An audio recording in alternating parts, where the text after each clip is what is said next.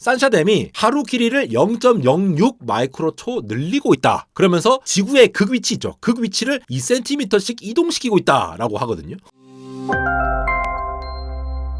네, 여러분 반갑습니다. 한대공학 에러입니다. 중국의 산샤댐이라고 아십니까? 영어로는 Three Gorges Dam이라고 부르는데 세 가지 협곡이 이제 만나서 만드는 댐이죠. 엄청나게 큰 댐인데 이 댐이 막 무너진다, 너무 커가지고 지구의 자전을 늦춘다, 막 여러 가지 얘기가 있었거든요. 근데 그것보다 3배나 큰 엄청난 큰 규모의 댐을 티베트 근처에 건설을 한다라고 중국이 승인을 해가지고 요것 때문에 지금 인도랑도 마찰이 있고 티베트 뭐 이주민 생기는 거 아니냐, 위험성 관련된 거 아니냐, 뭐 지구에 영향이 있는 거 아니냐, 여러 가지 얘기가 많습니다. 그래서 이 댐에 대해서 좀 살펴보면서 중국이 또 이제 에너지 또 진심이지 않습니까?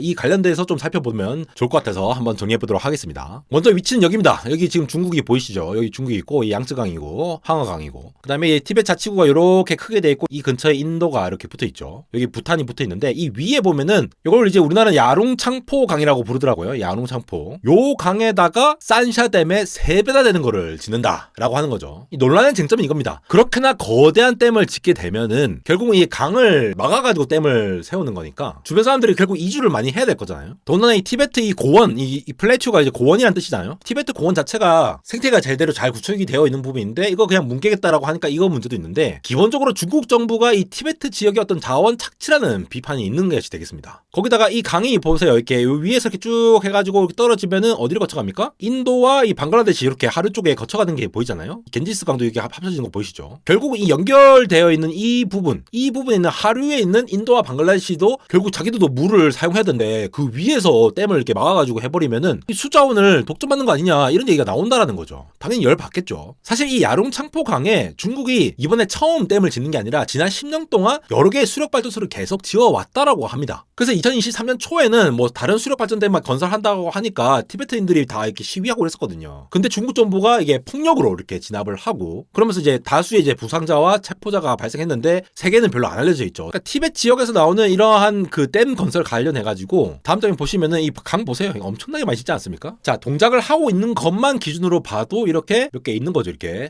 야룽창포 강에도 이미 동작을 하고 있는 것들 이렇게 돼 있고 이제 티베트 쪽에서 이미 이렇게 건설했고 동작한 것들이 많아요. 그리고 건설을 하고 있는 것들도 있고 그 추가적으로 제한된 것들 이런 것들도 막 이렇게 항상 이렇게 알력이 생길 수밖에 없다라는 거죠. 그러니까 중국 정부는 이렇게 얘기를 하고 있어요. 환경에는 그렇게 큰 영향을 안 미칠 거다. 그러면서 또 이주민 수에 대해서는 정보를 공개하지 않고 있습니다. 산샤댐 건설 당시에는 140만 명의 이주민이 발생했거든요. 근데 그것보다 3배나 큰 댐을 지었을 때 물론 그 근처에 얼마나 많은 사람들이 사느냐에 따라 다르겠지만도 사실 140만 명이면 어떻고 1만 명이면 어떻고 어쨌든 이주민이 생기는 거잖아요. 그런 입장에서 보면은 좀 무자비하다라는 생각이 들죠. 이 야룽창포 댐 건설에는 1조 위안, 그러니까 우리나라 돈으로 187조 원이 들어간다고 하거든요. 이렇게 큰 돈을 들여서라도 에너지를 확보하겠다라고 얘기를 하고 있고 여기에 대해서 인도 정부는 지금 중국의 댐 건설로 이제 부정적인 영향을 받을 수밖에 없는데 그걸 완화시키기 위해서 또 자체적으로 또 수력발전 댐을 건설하겠다고 좀 지금 검토를 하고 있다고 합니다. 지금 보시는 것이 이제 작년 6월까지 해가지고 중국의 풍력과 태양광 비중이 이렇게 비교가 된 부분이 있겠는데 중국이 또 이제 태양광 엄청나게 잘하지 않습니까? 그것 때문에 지금 미국 기업들이 다 죽고 막 이렇게 했었는데 에너지 자립, 에너지 확보라는 측면에서 미국의 소나기를 벗어나고 패권 전쟁으로 지금 일어나고 있는 와중에 에너지를 자체적으로 생산할 수 있는 방안을 굉장히 많이 고민을 하고 있는 것으로 보이고요.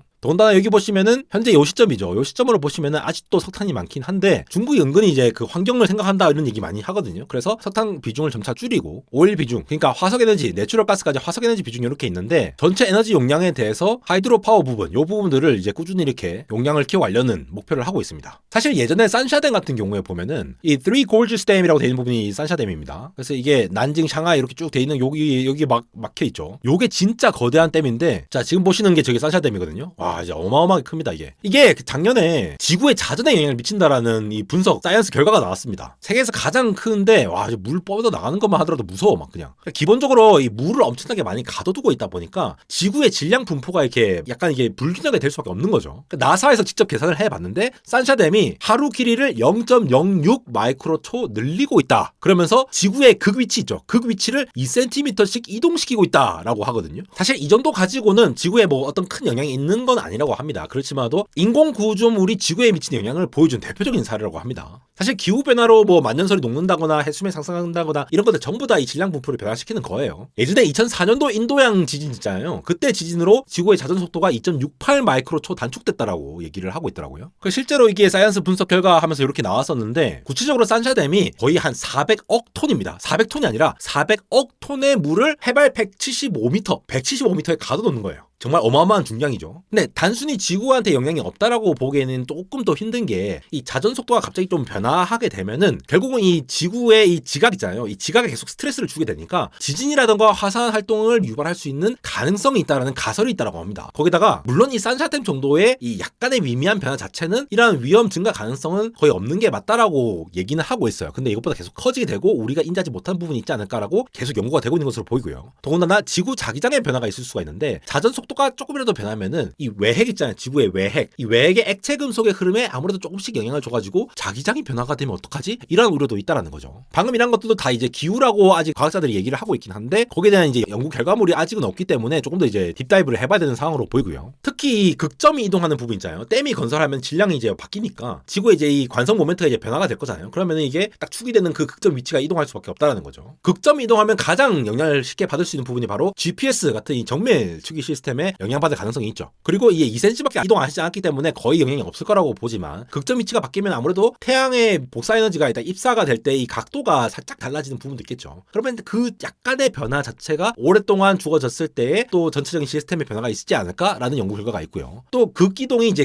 극심해지면은 극점 이동을 함으로써 이 원심력의 방향 변화가 있을 수 있으니까 이 적도 부근의 해수면이 상승하고 극지방의 해수면이 하강하면서 전체적으로 이제 유의미한 영향이 있을 수 있다. 댐 건설 자체로는 영향이 없는 게 맞습니다. 근데 앞으로 계속 이런 것들이 지속되면은 저는 앞으로를 얘기를 하는 거니까. 그래서 이 중국의 지금 티베트 초대형 댐 건설이라고 하는 것이 이 강 대역곡 자체가 약간 지구의 흉터라고 불린다고 해요. 굉장히 험준한 지형으로 보이고 이 히말라야 고산 생태계의 핵심이 되는 부분이라 갖고 이 희귀 동식물도 어쩌냐 이러한 지금 계속 얘기가 나오고 있습니다. 더군다나 이게 지진이 엄청나게 많이 나고 히말라야가 원래 지진대잖아요. 인도판이랑 유라시아판 여기 충돌이 되는 부분이기 때문에 이 댐 건설했을 때 이 댐의 이 지진 때문에 위험성이 커지면 어떡하지 이러한 부분도 지금 나오고 있습니다. 티베트 원주민들에 대한 이제 문화 뭐 파괴라든가 전통 보존 이런 문제들은 뭐 당연하고요. 특히 댐 같은 경우에는 이게 지진 때문에 이게 침수가 되잖아요. 그러니까 수몰 지역이 생기니까 이 서식지가 파괴할 수밖에 없다라는 거죠. 그리고 저 방글라데시나 인디아 쪽에 물 부족이 발생할 수도 있고요. 물을 가다 놓게 되니까. 그래서 이것과 관련해서도 앞으로 어떤 문제가 있는지 어떤 연구 결과가 있는지도 한번 팔로우 해보면서 중국의 에너지 걸기에 관련해서도 좀 계속해서 찾아가보도록 하겠습니다. 안대공학 인스타그램 언레어텍.에러고요. 유튜브에서 올리지 않는 짧은 이런 재밌는 영상들이라던가 아니면은 짤막짤막한 테크 소식들 그리고 짧게 볼 수 있는 이런 클립들 보여드리고 있으니까 많이 팔로우 해주시기 바랍니다. 지금까지 안대공학